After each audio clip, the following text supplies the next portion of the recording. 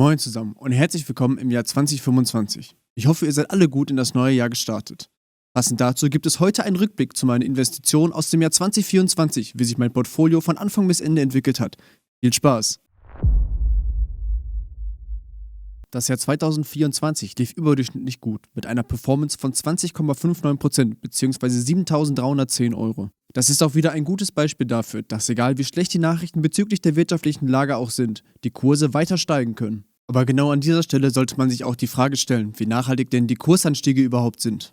Die Multiples werden immer höher in den Indizes, aber die wirtschaftliche Lage verbessert sich nicht deutlich. Und trotzdem werde ich auch weiter in diesem Jahr an meiner Investmentstrategie festhalten. Ich werde weiterhin meine Sparpläne in Aktien- und Kryptobereich ausführen.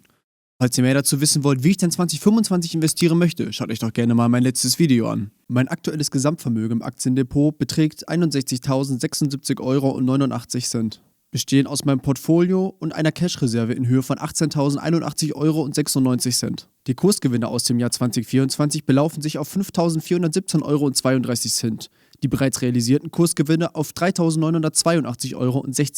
Zusätzlich dazu habe ich noch Dividenden in Höhe von 459,08 Euro erhalten. Mein interner Zinsfuß betrug bis zum Ende des Jahres 21,63%. Der Monat Dezember hat dieses Gesamtergebnis noch ein bisschen geschmälert. Die Monatsperformance lag bei minus 1,43% bzw. minus 622,65 Euro. Dazu kamen im Monat Dezember aber noch Dividenden in Höhe von 42,01 Euro plus Zinsen in Höhe von 36,59 Euro, was zurückzuführen ist auf ein Durchschnittssaldo von 13.718,78 Euro bei einem Zinssatz von aktuell 3%. Das ist aber für mich ein beeindruckendes Ergebnis, mit dem ich nicht gerechnet habe, aufgrund der damaligen oder beziehungsweise immer noch aktuell etwas schlechteren Wirtschaftslage.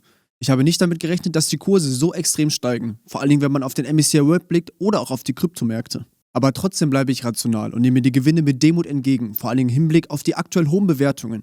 Der S&P 500 wurde in der Spitze beispielsweise 30,5 Mal Gewinn gehandelt. Als nächstes werfen wir nun einen Blick auf die Allokation meines Portfolios. Zum aktuellen Zeitpunkt bin ich zu 61,98% in Einzelaktien und zu 38,02% in ETFs investiert. Bei der regionalen Allokation liegt weiterhin Amerika mit 64,13% vorne, gefolgt von Asien mit 19,82% und Europa mit 13,53%. Bei der Branchengewichtung hat sich auch nicht viel getan.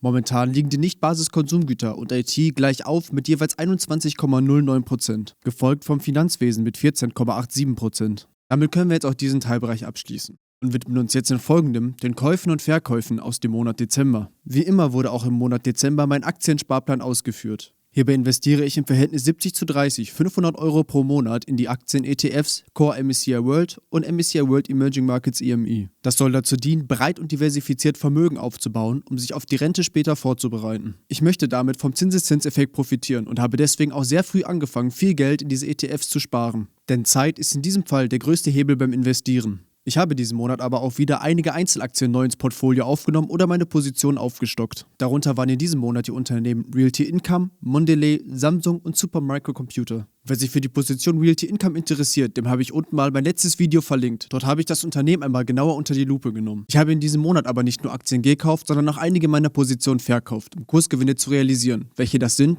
erfahrt ihr jetzt im Folgenden. Verkauft habe ich diesen Monat aufgrund der hohen Bewertungen die Unternehmen Apple, Kinsey Capital Group, Humana und Miniso. Wenn ihr dazu ein genaueres Video haben möchtet, lasst es mich gerne in den Kommentaren wissen. Damit können wir jetzt auch dieses Thema abhaken und widmen uns dem letzten, den Kryptowährungen. Wie auch schon bei den Aktien führe ich auch bei den Kryptowährungen weiterhin monatlich meinen Sparplan in Höhe von 175 Euro aus.